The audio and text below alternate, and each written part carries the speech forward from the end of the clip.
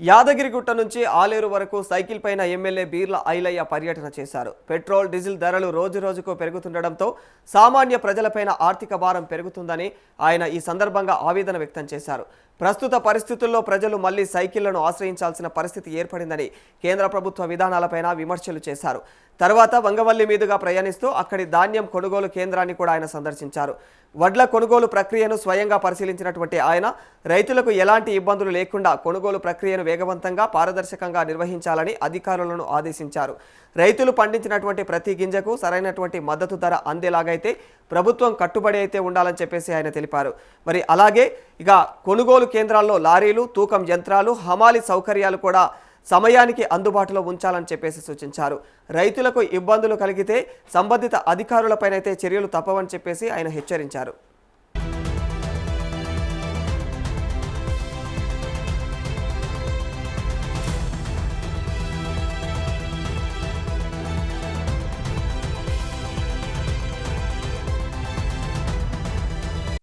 యాదగిరిగుట్ట నుంచి ఆలేరు వరకు సైకిల్ పైన ఎమ్మెల్యే బీర్ల ఐలయ్య పర్యటన చేశారు.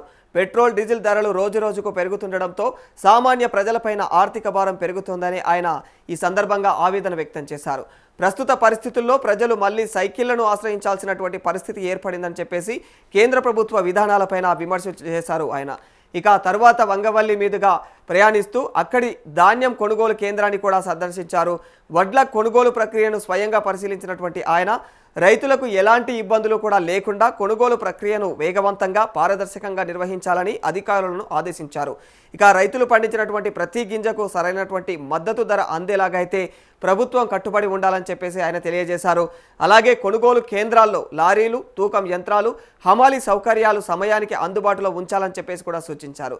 రైతులకు ఇబ్బందులు కలిగితే సంబంధిత అధికారులపైన చర్యలు తప్పవని చెప్పేసి అయితే ఆయన హెచ్చరికలు జారీ చేశారు.